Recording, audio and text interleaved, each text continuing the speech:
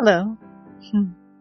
Welcome back to Give It a Year, my podcast diary. My name is Jenny Q, and this is my space where I share positive, creative, thoughtful, interesting things. Things that maybe you will understand or you are experiencing. I have talked about all sorts of amazing things, from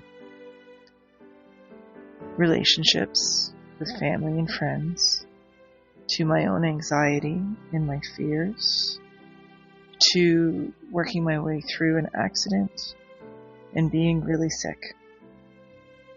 So, if you're experiencing any of those things, you might appreciate the last few episodes. Since February, I've really dedicated my podcast to sharing experiences other people might have and helping them find a positive and the bright side, So that's kind of what I do, what I try to do, what I'd like to do. And so this week I wanted to share, I've been doing a very cool book study since the beginning of May. And there's just a couple of truths, a couple of insights I really wanted to share tonight. And tonight's episode is called More Than a Hug. And I chose that title because I actually looked back on something and utilizing what I've learned in these chapters, I reframed something. And now the poem that's on the thumbnail of this episode, which is a gift from my dad, is one of my most prized possessions. I always treasured it, but it's now one of my absolute most prized possessions in the world, and I'll explain why towards the end of the episode. So hang out for that. I'm just gonna do this and bring up the music. So I'm gonna, like I say every week, I'm gonna try and keep this short. So there are some things that I've figured out, and I've been learning. And today's chapter in the book study was talking about poor me. It's about that sort of victimhood that we all tend to cast upon ourselves when we're really struggling, or we're really sad, or we really don't know what to do. It's easier sometimes to just say, oh, poor me, and get the sympathy and get the support, which isn't necessarily wrong, but I do know that you can only stay in that space for a certain amount of time. There's a line where you have to, at some point, take responsibility and, look after your mind and your heart and move forward. You need to do that. So anyway, one of the things I sort of came to the conclusion of today is that whole poor me thing is an emotion. And emotion is, in a previous chapter we had talked about this, and in the fact that, where did it go? Hang on, I lost my note. Hang on. Facts are opposite of opinions, and opinions are rooted in emotion. So when you have a thought process where you think something and you distort it and it just balloons out of control, that is your own opinion. Even though you might frame it as poor me and you might perceive it as an actual fact, it is not. Facts are objective. Facts are the same no matter who you are and what you see. An example that I shared in the book study is I said, there's a blue satin dress, right? The fact is the dress is blue and it's made of satin. An opinion might be a woman who wears a blue satin dress is beautiful. An opinion might be that dress is so 80s. you might try and sell your opinion as fact. Like, oh my God, it's so true, isn't it? That, it's so 80s or whatever. And I think that's where a lot of people get into trouble and where they can go down the road of poor me. And today what I realized is that poor me does equal emotion.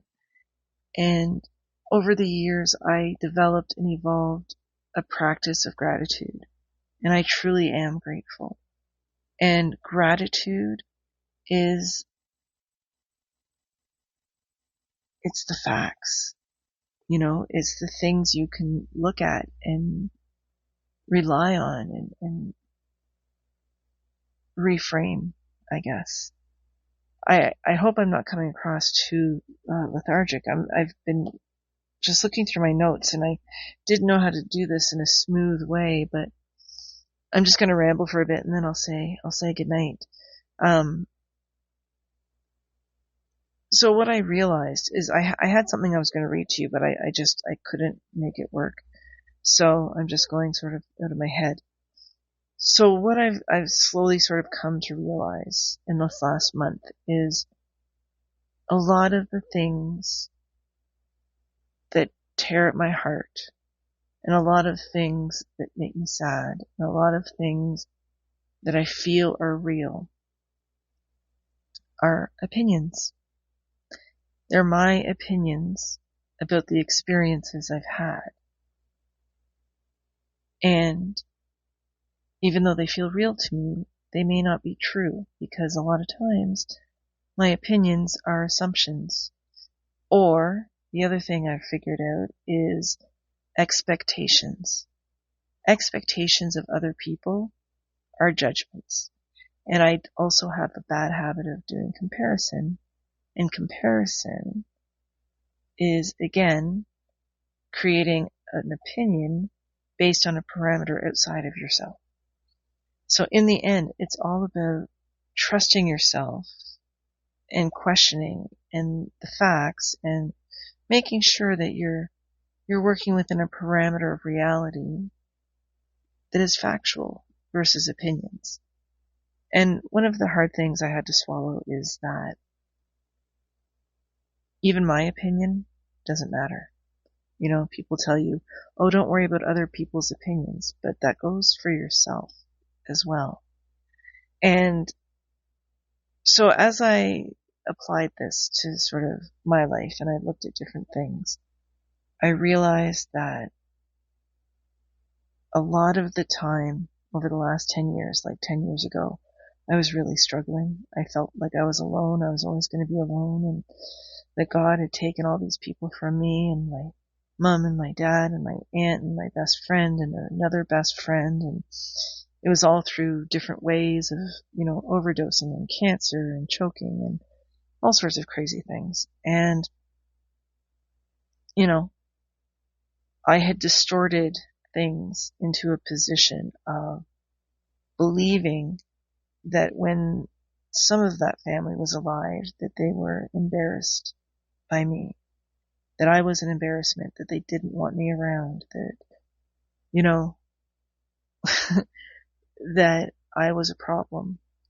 And because they weren't here to defend themselves or have a discussion with me, I allowed my opinion of that experience to be my truth, and with no one to counter it, I was able to use that story, that poor me story, to get support and sympathy, and that felt nice when I felt so alone.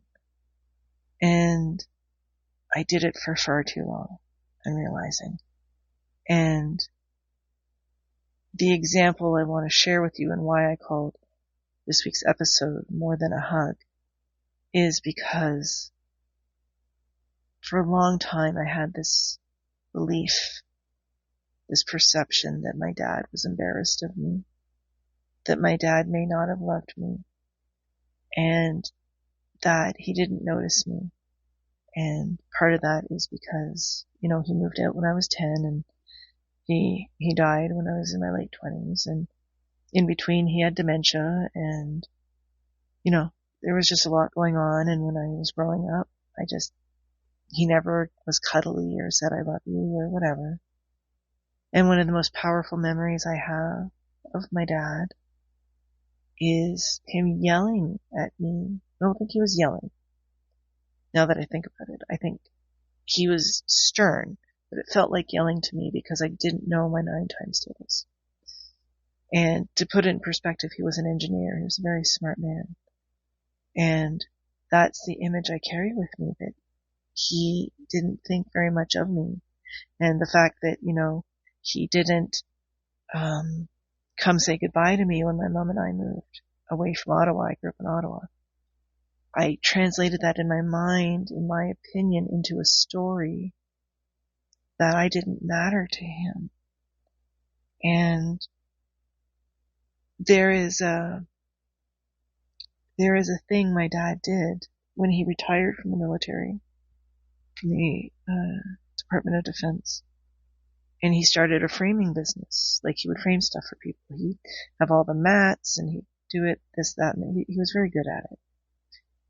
And the thumbnail of today's episode is a poem about hugging and how, there's no batteries and it's fully returnable and it's high energy yield and low cost. And it's a fun little poem.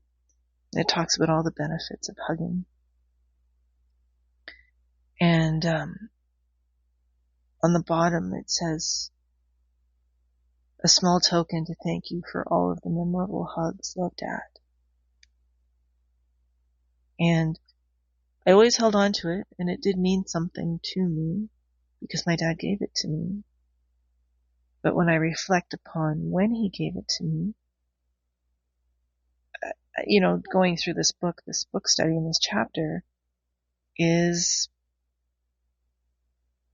just made me cry and my heart swell, because my dad had a very severe accident where he fell off a roof and survived. But as a result, he incurred some brain damage, and the brain damage very quickly evolved into a type of dementia, and he knew he was losing his mind, I think.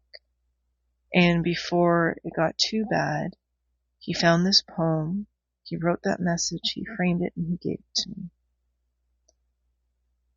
So when I stepped back and tried to declutter between the facts and the emotion of it, the emotion of my dad dying, the emotion of losing my dad, the emotion of all those things, plus the dysfunction of my family, when I looked at it, I was like, oh my God, I attached all of that to this, but I never paid attention to the fact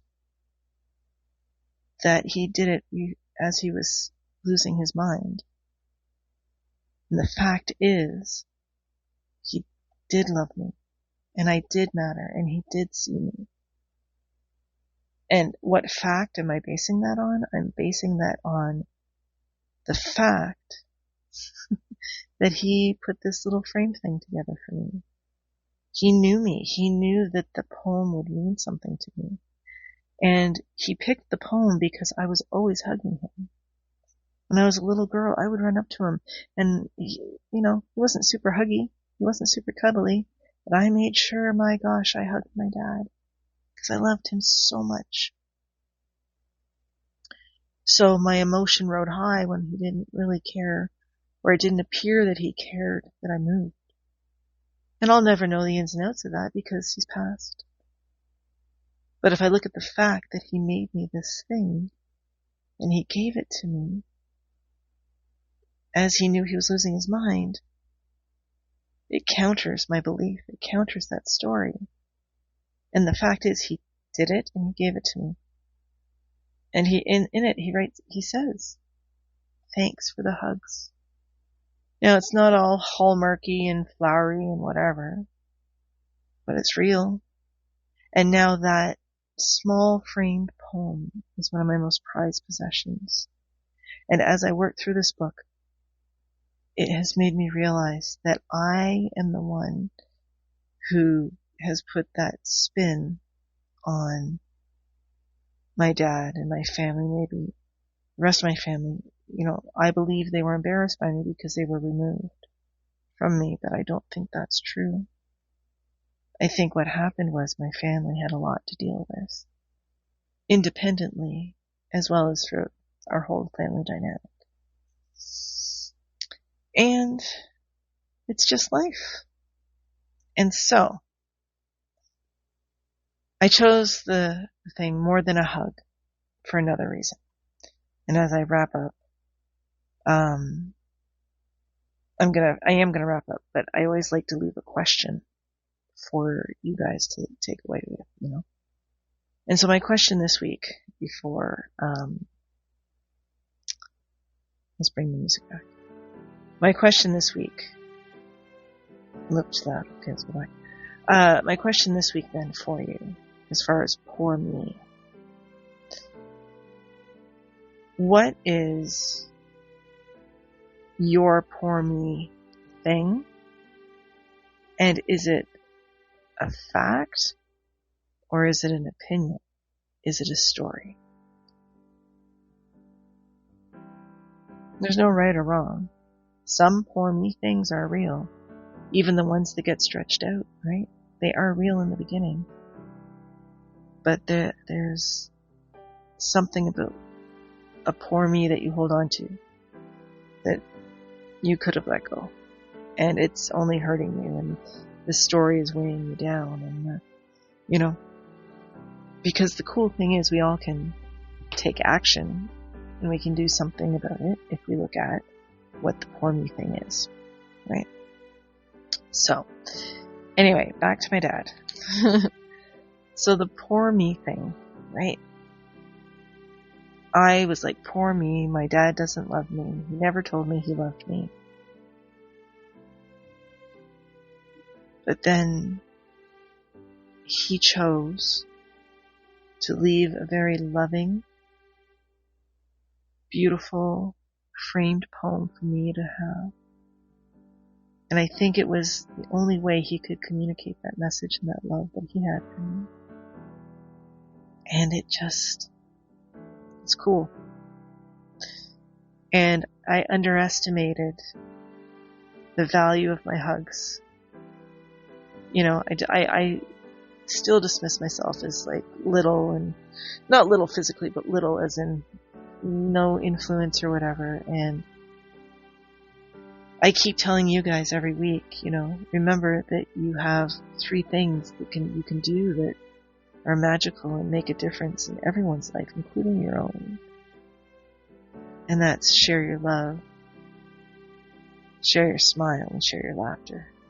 I think I did that in the wrong order. I'm so tired. Share your smile, share your love, share your laughter. That's how I usually say it. And when I think about it, I shared my smile with my dad. I would go and give him hugs, and when I reflect on it, perhaps he was going through some stuff, and maybe my hugs made a difference. Maybe all the times I hugged my mom made a huge difference too. Maybe the hugs I give my boyfriend are more powerful than I realize. And the laughter, sharing jokes. Oh my gosh, it just uplifts you. And I can't give a specific example tonight. This is a very all over the place episode tonight, but I'm glad that I have this space. And I hope that if you stayed with me through to the end of this episode tonight, that you have maybe picked up on the fact that even though you might feel like poor me, you are amazing. Even in your struggles, your smile, your love, your kindness, and your laughter, when you get those moments and you have those, are touching someone else's life. And you won't know. Sometimes you don't. I didn't realize how much my hugs meant to my dad, even after he gave me the poem. It took me till now, doing this book study and thinking about things and reframing things and looking at them as a fact versus an opinion versus a story versus an emotion. It's kind of cool. Anyway, I wish everyone an amazing rest of your day whenever you listen to this, and I will be back next week. So, in a quick recap, summary, more than a hug.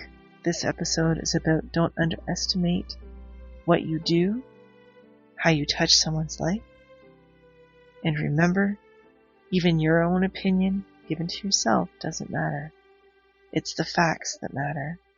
And pay attention to those stories, because stories can change. They can be edited and they can be reframed. And your story might be more beautiful and more sweet and more endearing than it feels in the moment where you feel lost, overwhelmed, ignored, or invisible. Because it's true, just trust me. When you share your love, your smile, and your laughter, you make a difference. Anyway, thank you for being here for my sentimental, interesting, more than a hug episode. I hope you enjoyed it. Have a great week, and I'll be back next Tuesday.